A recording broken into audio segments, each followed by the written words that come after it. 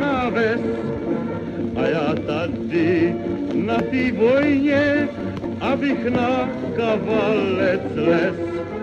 V 9 hodin spát, to už namíchá, třeba že Indius mu hned blbou nasy dát na noc do břicha, místo hus, co bych doma sněd.